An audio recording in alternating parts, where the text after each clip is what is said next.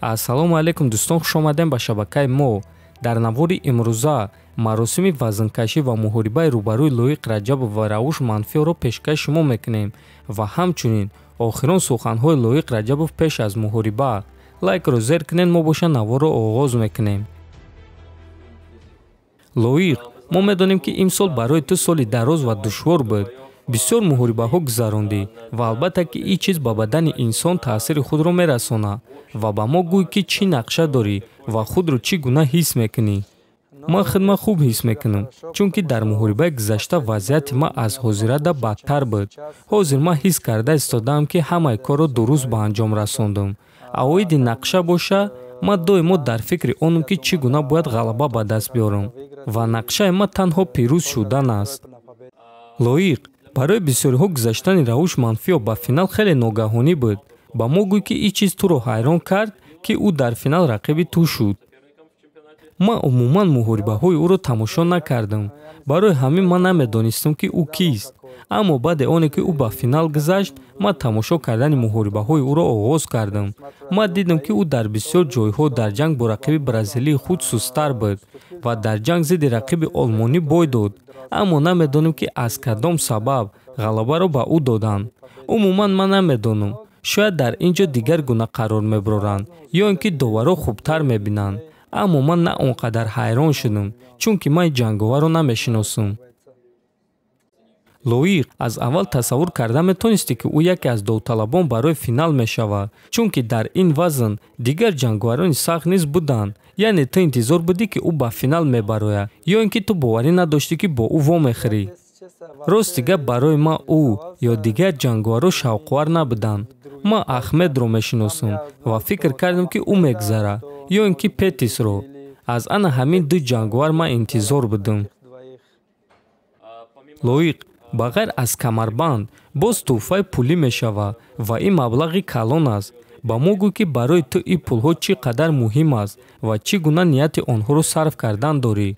Оё ту нақша дорӣ ки чӣ гуна ин пулҳоро сарф мекунӣ? Албатта ки ин маблағи хеле калон аст. Ман ҳозирашда фикр кардагӣ нестам ки чӣ гуна онҳоро сарф мекунам. Не ки вақте ки ман ғолиб шавам, мешинам ва фикр мекунам ва шояд ки ба ягон намуди тиҷорат машғул мешавам.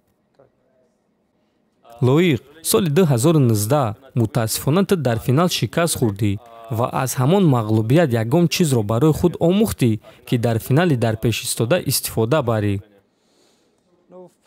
Албатта ки мағлубияти гузашта бисёр чизҳоро ба ман омӯхт.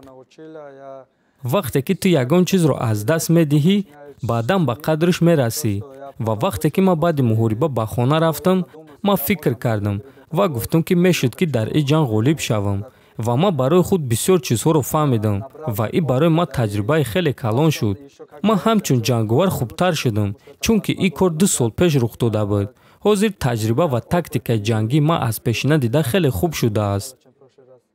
Лоиқ, ба мо гӯй ки бо Ҳенри Хуф тамрин кардан барои ту чӣ қадар муҳим аст ва барои ту иштироки ӯ то чӣ андоза муҳим аст. Албатта ки ин чиз дар аввал ба ту дастгирии рӯҳонӣ медиҳад, чунки вақте ки ту бо мутахассис тамрин мекунӣ ва дар гирду атрофи ту ҳама мутахассисон кор мекунанд, боварии ту ба худ боз ҳам зиёдтар мешавад. Чунки вақте ки ту бо чунин мураббиҳо тамрин мекунӣ, ин чиз ба ту дастгирии рӯҳонӣ медиҳад. Ман фикр мекунам ки ин чиз ба ҷанговарон кӯмаки хеле хуб мекунад, чунки на ҳамаи ҷанговаро рӯҳан сахтанд. Дӯстон, ин буд суханҳои Лоиқ Раҷабов. Маълумоти пурра оиди дар куҷо ва соати чанд тамошо кардани турнирро дар навори навбатӣ пешкашатон мекунем. Ҳозир боша биён маросими вазнкашӣ ва мухорибаи рӯбарӯи онҳоро тамошо мекунем.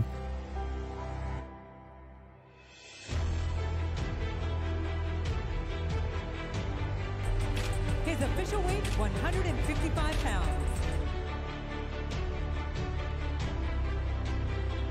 In the red corner, fighting out of Dushanbe, Tajikistan, here is the number 1 seed, Loik Raджабов.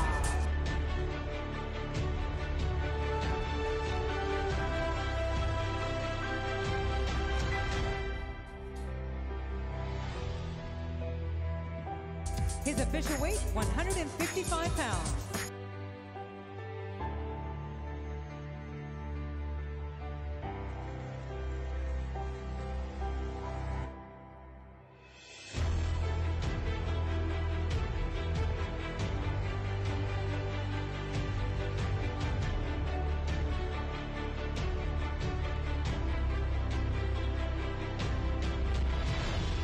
дӯстон, мехоҳем ба шумо ширкати шифофарморо тавсия диҳем, ки тӯли чанд сол мешавад ба муштариёни худ доруҳои гиёҳӣ ва оригинал пешкаш мекунанд. Доруҳо барои хароб ва фарбешавӣ, ришу мӯйсарбарорӣ, барои бақувват кардани мардонагӣ ва дароз кардани муҳлати ҳамхобагӣ, барои доғи рӯ ва пӯсти бадан ва боз бисёр доруҳои дигар. Ширкати шифофармо доруҳои шуморо ба тамоми шаҳрҳои Русия ва Тоҷикистон бурда мерасонанд. Барои ҳамин, худи ҳозир ба номерҳои дар рӯи экран буда занг зада доруҳои даркории худро дастрас кунед ва агар скидка гирифтан хоҳед, пас ҳатман аз номи канали Паҳлавон гап занед.